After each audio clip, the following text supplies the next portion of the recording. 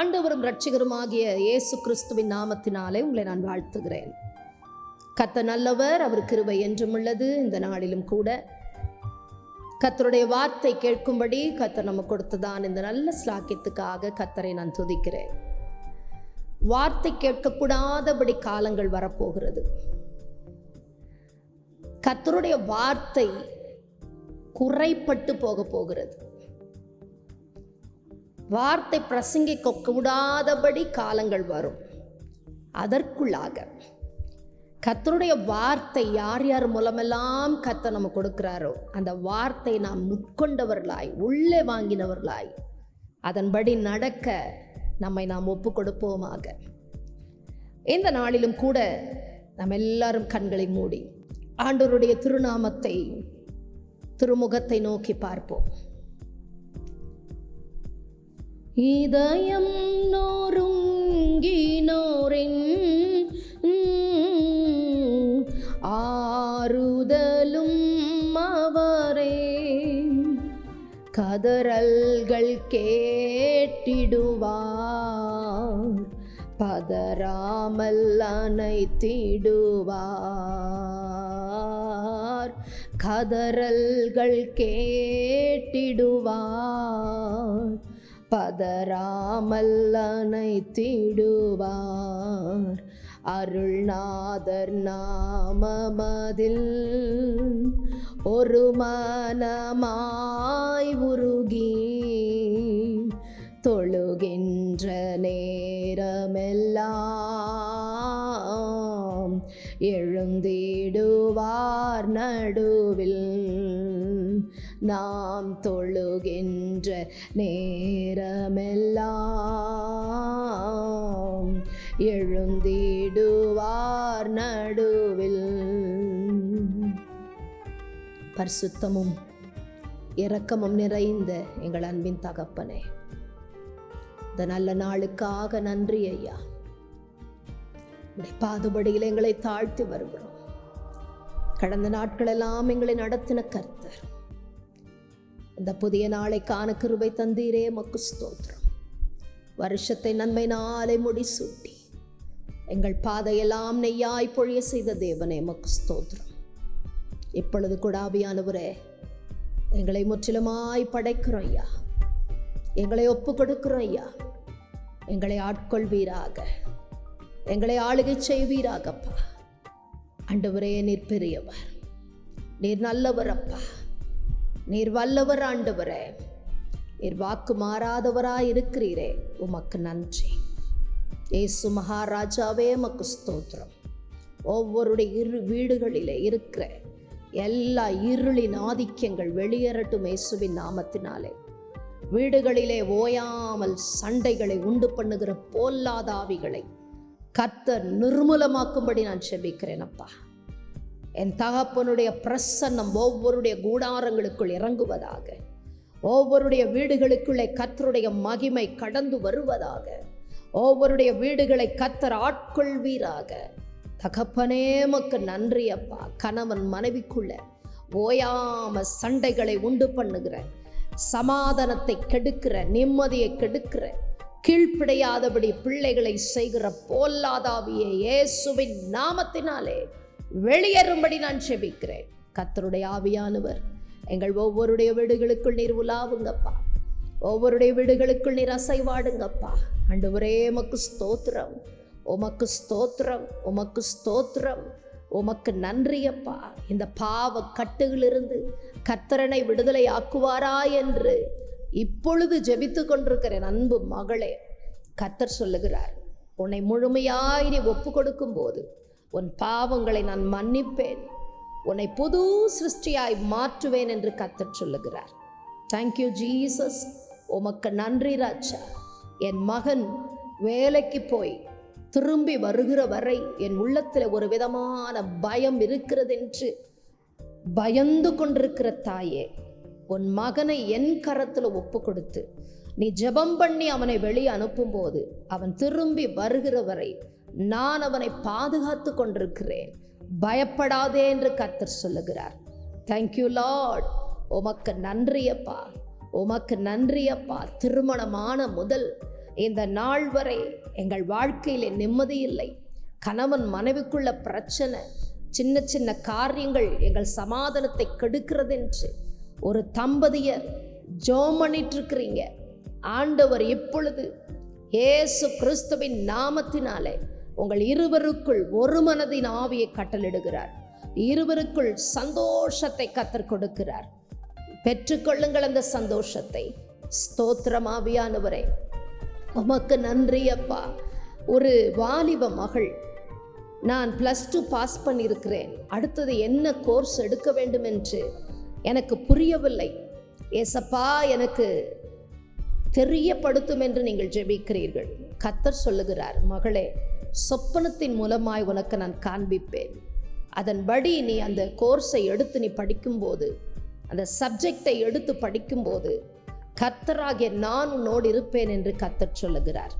Thank you Lord. வெளிநாட்டுக்கு போக தடையாயிருக்கிறதே, visa கிடைக்க மாட்டேங்கிறதே, எத்தனை முறை போனாலும் வீசா கேன்சல் ஆகிக்கொண்டே இருக்கிறதே, எப்படியாவது அவருடைய கண்களை தயவு கொடுத்து வீசா எனக்கு கிடைக்கணும் என்று ஜெபிக்கிற ஒரு சகோதரனை பார்க்கிறேன்.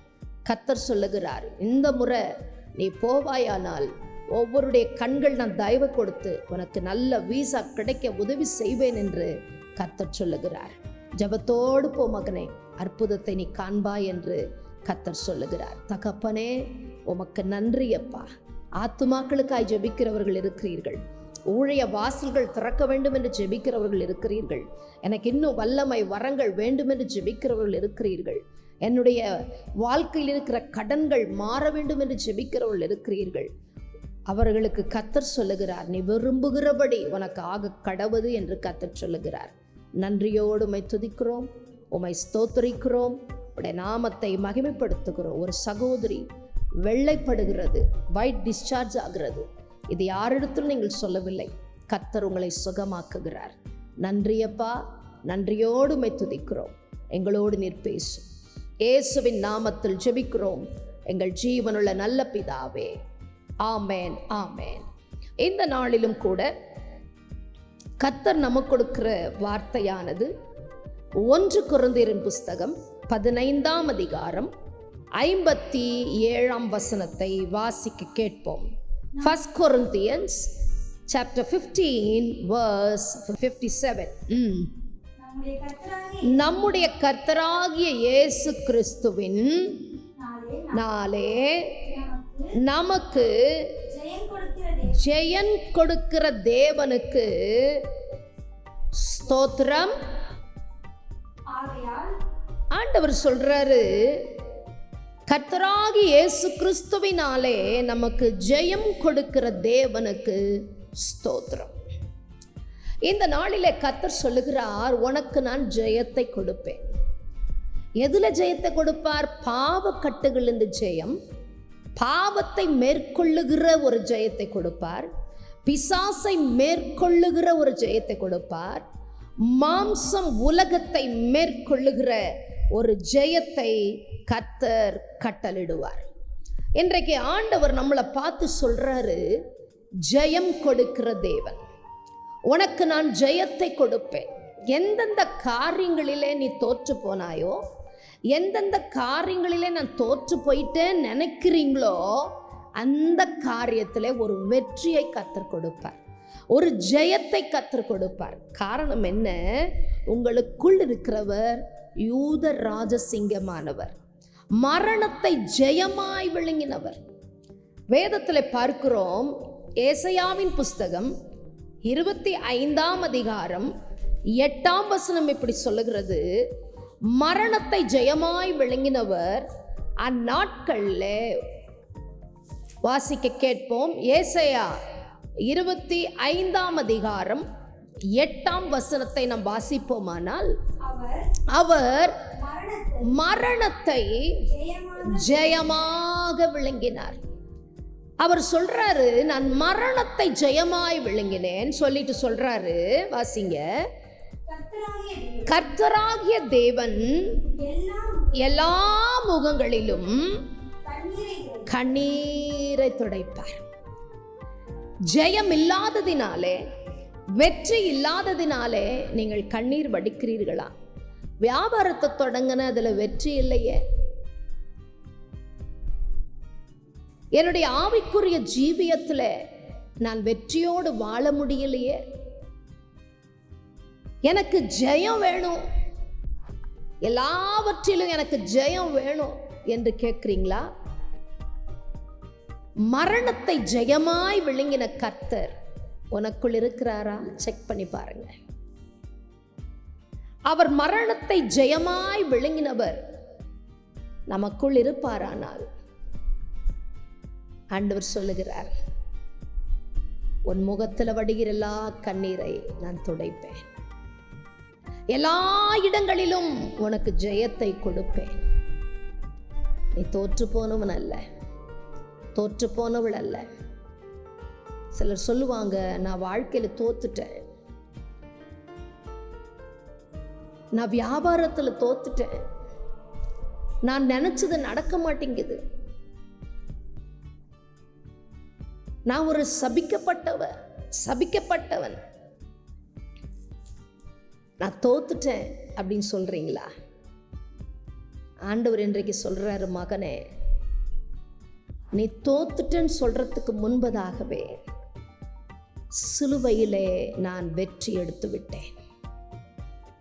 உனக்காக, உன் குடும்பத்துக்காக, உன் வியாபாரத்துக்காக, உன் ஊழியத்துக்காக நீங்கள் வெற்றியோடு ஜெயத்தோடு வாழ வேண்டும் என்பதற்காக 2000 ஆண்டுகளுக்கு முன்பதாக சிலுவையிலே நான் ரத்தம் சிந்தினேன். ஏன் நான் தோற்றுட்டேன்னு சொல்றேன்? நீ தோற்கலப்பா, பிசாசு தான் தோத்துட்டான்.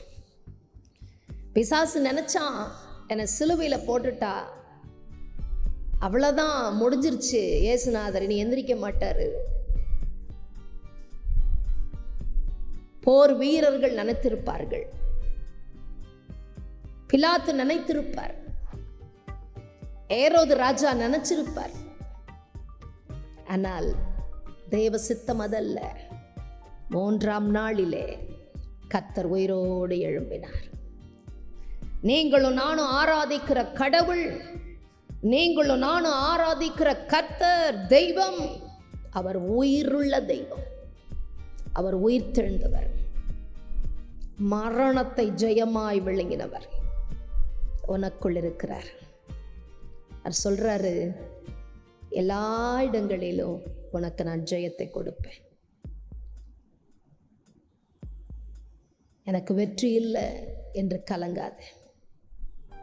ஜெயம் கொடுக்கும் நம் தேவனுக்கு கோடி கோடி ஸ்தோத்திரம்.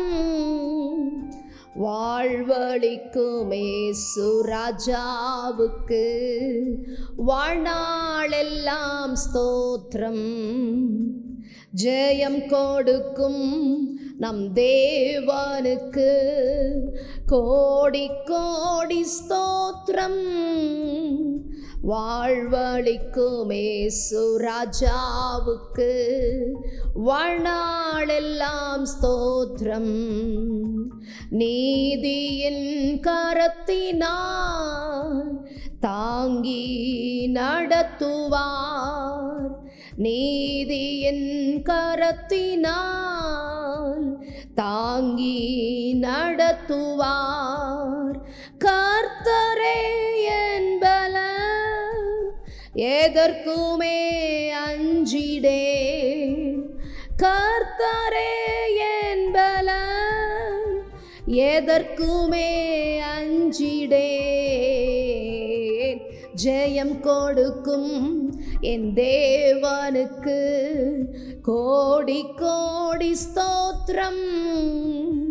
வாழ்வழிக்கும் இயேசு ராஜாவுக்கு வாழ்நாளெல்லாம் ஸ்தோத்திரம். எல்லா இடத்திலும் உனக்கு கர்த்தர் ஜெயத்தை கொடுப்பார், ஜெயத்தை கொடுப்பார்.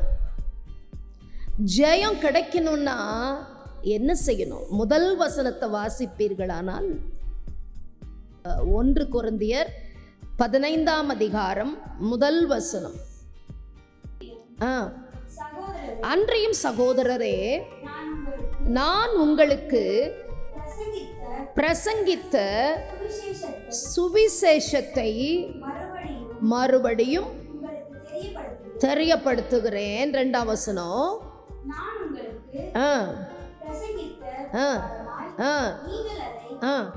போதும், நீங்கள் அதை கை கொண்டீர்களானால். கர்த்தருடைய வார்த்தையை நம்ம கை கொள்ளணும்.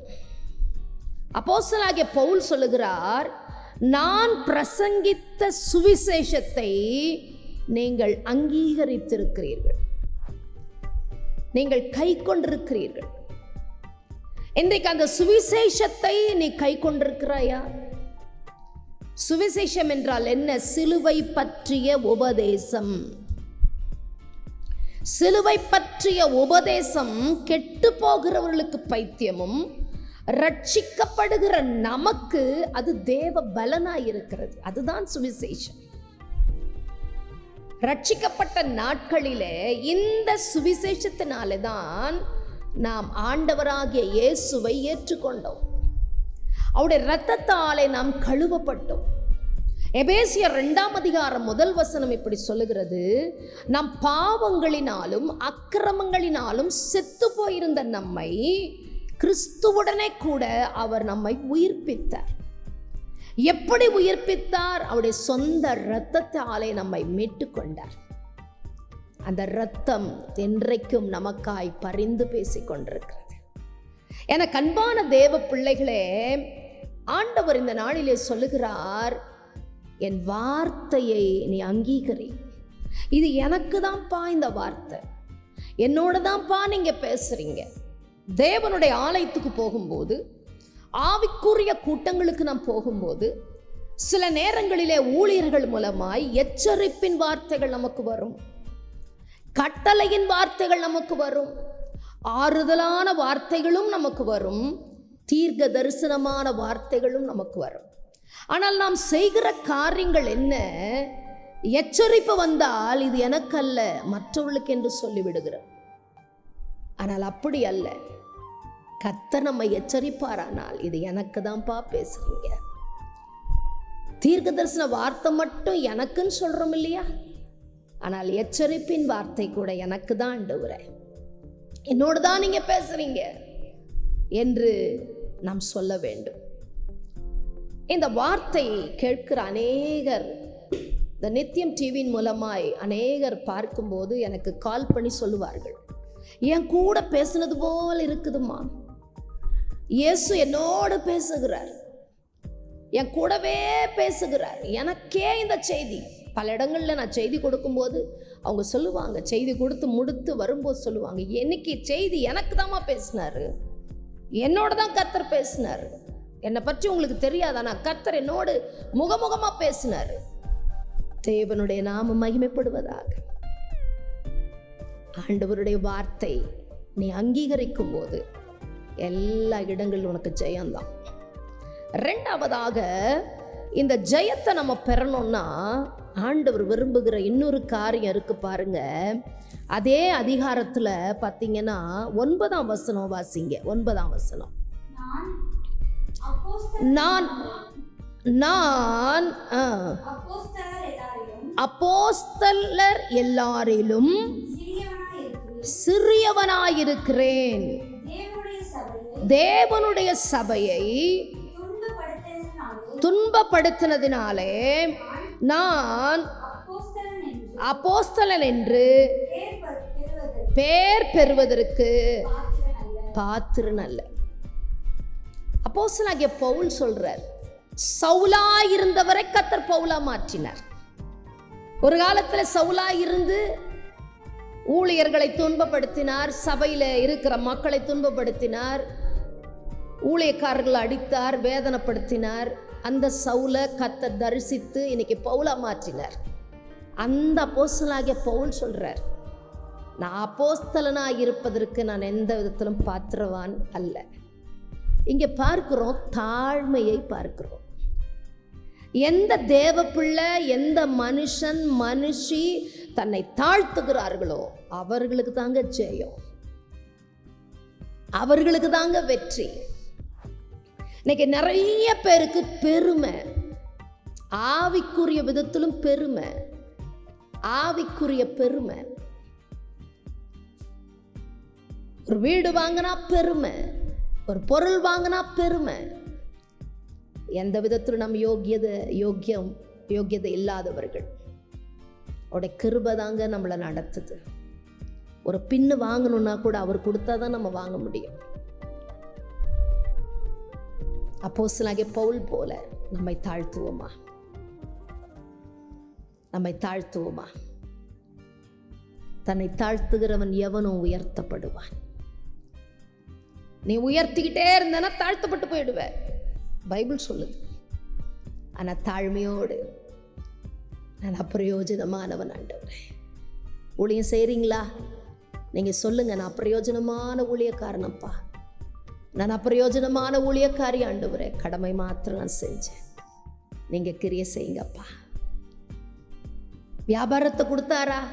அதை நல்ல மேன்மையாக கர்த்தர் வச்சிருக்கிறாரா? நான் பிரயோஜனமானவனப்பா. வியாபாரத்தை உயர்த்தினவங்க நீங்க. ஒரு பொருளை கர்த்தர் நம்ம கொடுத்தாருன்னா, வீட்டில் ஸ்டோர் வாங்க கர்த்தர் பலன் கொடுத்தாருன்னா, அந்த ஸ்டோர் கொண்டு வந்து வீட்டில் வச்சு இதெல்லாம் வாங்க உதவி செஞ்சீங்களே, உமக்கு நன்றிப்பான்னு சொல்லுங்க. பெருமை பாராட்டாதீங்க. இன்னைக்கு பாருங்க, எத்தனையோ பேர் மறிச்சு போயிட்டாங்க, ஆபத்துகளில் சிக்குனாங்க, வியாதியில் மறித்தாங்க. இன்னும் அநேகர் வென்டிலேஷனில் இருக்கிறாங்க. நம்ம விடுகிற பிராணவாயு இல்லாமல் ஆக்சிஜனில் இருக்கிறாங்க. நமக்கோ கிருபையாய் ஜீவனை கொடுத்திருக்கிறார். பெருமையை தூக்கி எறிவோம், அகந்தையான பேச்சுகளை தூக்கி எறிவோம். சிலர் பேச்சே அகந்தையா இருக்கும், அவங்க நடக்கைய பெருமையா இருக்கும், அவங்களுடைய பார்வையை பெருமையா பார்ப்பாங்க. ஒன்றும் இல்லைங்க, நம்ம பழைய நிலைமை நினைச்சு பாருங்க. ஒரு காலத்தில் நான் எப்படி இருந்தேன், தேவன் என்னை உயர்த்தினார். என்னைக்கும் நான் நினைப்பேன், ஒரு காலத்தில் எப்படி இருந்தோம், உடைந்து போயிருந்தோம், என்னைக்கும் தேவன் எங்களை உயர்த்தினாரே, எங்களை நடத்துகிறாரே என்று நன்றியுள்ள இருதயத்தோடு நாங்கள் கர்த்தரை துதிக்கிறோம். ஆண்டவர் சொல்றாரு, உன்னை தாழ்த்திக்கொள். மூன்றாவதாக, அப்படி தாழ்த்தும் போது தான் ஜெயம் வரும். மூன்றாவதாக, இதே அதிகாரத்தில் பார்த்தீங்கன்னா 31ஆம் வசனம்,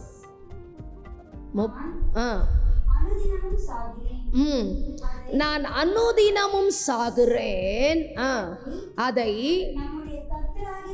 கர்த்தராகி கிறிஸ்து இயேசு உங்களை குறித்து பாராட்டுகிற மேன்மையை கொண்டு தினதினமும் சாகிறேன். தினதினமும் சாகிறேன். நீங்க அப்படி தினதினம் செத்து பழைச்சிட்டு இருக்கீங்களா? வியாதியில செத்து பழைச்சிட்டு இருக்கிறீங்களா? குடும்ப பிரச்சனையில செத்து பழைக்கிறீங்களா? இன்னைக்கு படுத்தா கால் எந்திரிப்போமான்ற நம்பிக்கை நமக்கு இல்லைங்க. தினமும் சாகுறேன்.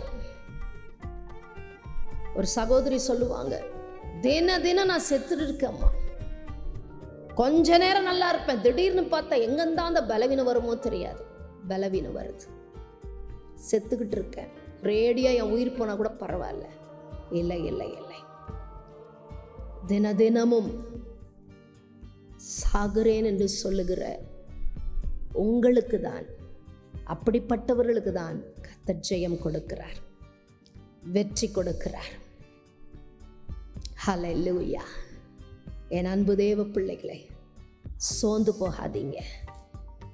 இப்படி ஜெயம் கொடுக்கிற தேவன் உங்களோடு இருக்கும்போது நீங்கள் ஏன் கலங்குகிறீர்கள்? எல்லா இடத்திலும் ஜெயம். மரணத்தை ஜெயமாய் விழுங்கினவர் உனக்குள் இருக்கிறார். ஒரே ஒரு வார்த்தை, இந்த ஜெயம் கொடுக்கிற தேவன் சொல்லுகிறார். வெளிப்படுத்தலின் புஸ்தகம் 2ஆம் அதிகாரம் 11ஆம் வசனம். சபைகளுக்கு சொல்லுகிறதை ஜெயம் கொள்ளுகிறவன் இரண்டாம் மரணத்தினால் சேதப்படுவதில்லை என்றது. ஜெயம் கொள்ளுகிறவனுக்கு எந்த சேதமும் வராது. உன் குடும்பத்துக்கு ஒரு சேதமும் வராது. ஆண்டவர் கொடுக்கிற ஆசீர்வாதம். 2வது பாருங்க 17ஆம் வசனத்துல, ஜெயம் கொள்ளுகிறவனுக்கு மறைந்த மன்னாவை புசிக்க கொடுப்பார். 2வது மன்னாவாகிய வார்த்தையை நீ புசிப்பாய். மறைந்த மன்னாவை புசிக்க கொடுப்பார். அவனுக்கு வெண்மையான குறிக்கல்லையும் அந்த கல்லின் மேல் எழுதப்பட்டதும் அதை பெறுகிறவனே அன்றி வேறொருவனும் அறியக்கூடாததும் ஆகிய புதிய நாமத்தையும் கொடுப்பேன் என்று. ஜெயம் கொண்டாவும் நெத்தியில புதிய நாமம் எழுதப்படும். ஜெயம் கொள்ளுகிறவனுக்கு அந்த புதிய நாமத்தை கர்த்தர் கொடுக்கிறார். 3வதாக 26ஆம் வசனத்துல பாருங்க, ஜெயம் கொண்டு முடிவு பரியந்தம் என் கிரியைகளை கை கொள்ளுகிறவன் எவனோ அவனுக்கு பிதாவினிடத்தில் அதிகாரம் பெற்றது போல ஜாதிகளின் மேல் அதிகாரம் தருவார். நீ ஜெயம் கொண்டா ஒரு அத்தாரிட்டி, ஒரு அதிகாரம், ஒரு பவர் கொடுப்பார். என்ன அதிகாரம்? ஜெபத்தில் எதை ஜெபிக்கிறோ அது அப்படி நடக்கும். மத்தை 18:18 சொல்லுகிறது, பூமியிலே நீங்கள் எவைகளை கட்டுகிறீர்களோ அவைகள் பரலோகத்தில் கட்டப்படும், எவைகளை கட்டவிழ்க்கிறீர்களோ அவைகள் பரலோகத்தில் கட்டவிழ்க்கப்படும். அந்த அதிகாரத்தை தருவார். ஆகையால் சோர்ந்து போகாமல், இதுவரை தோல்வியை கண்டு அஞ்சாமல், இனி நான் ஜெயம் கொள்ளுகிறவன், நான் ஜெயம் கொள்ளுகிறவள், எல்லாவற்றிலும் கர்த்தர் எனக்கு ஜெயத்தை தருவார், வெற்றியை கொடுப்பார் என்ற ஒரு நிச்சயத்தோடு இந்த நாளை தொடங்குவோம். கர்த்தர் நம்மை ஆசீர்வதிப்பாராக. கண்களை மூடி ஜெபிப்போமா? ஹல்லேலூயா, ஹல்லேலூயா. தாழ்மையுள்ளவரிடம் தங்கிடுதே கிருபை, வாழ்நாளெல்லாம் அது போதுமே, சுகமுடன் தம்பலமுடன் சேவை செய்ய கிருபை தாருமே, சேவை செய்ய கிருபை தாருமே. தம் கிருபை பெரிதல்லோ, என் ஜீவனிலும் அதே இம்மட்டும் காத்ததுவே, இன்னும் தேவை கிருபை தாருமே, எனக்கு இன்னும் தேவை கிருபை தாருமே. நன்றி பரிசுத்த ஆவியானவரே. எல்லா இடங்களிலும் ஜெயம் கொடுக்கிற தேவனுக்கு ஸ்தோத்திரம் என்ற வார்த்தையின்படி இந்த வார்த்தை கேட்கிற ஒவ்வொருவருக்கும் ஜெயத்தை கட்டளிட்டு உடைய பிள்ளைகளை ஆசீர்வதிக்கும்படி செபிக்கிறேன். தேவ கரம் பிள்ளைகளோடு கூட இருக்கட்டும். இயேசுவின் நாமத்தில் பிதாவே, ஆமேன், ஆமேன். கர்த்தர் உங்களை ஆசீர்வதிப்பாராக. கர்த்தர் உங்களோடு இருப்பாராக. ஒவ்வொரு மாதமும் முதல் வியாழக்கிழமை கெல்லிஸில் இருக்கிற தூய பேதுரு ஆலயத்தில் ஜெபம் நடைபெறும். குடும்ப ஆசீர்வாத ஜெபம். வர முடிந்தவர்கள் வந்து கலந்து கொள்ளுங்கள். கர்த்தருடைய வார்த்தை கேளுங்கள். வருகிற அத்தனை பேருக்கு எண்ணெய் பூசி ஜெபிக்கப்படும். அன்பின் விருந்து உண்டு. கர்த்தர் உங்களை ஆசீர்வதிப்பார். இந்த ஊழியத்துக்காய் ஜெபித்துக் கொள்ளுங்கள். ஆவியானவர் எவ்வாறானால் இந்த ஊழியத்தை தாங்குங்கள். May God bless you. May God bless you. May God bless you all. God bless you and God be with you all.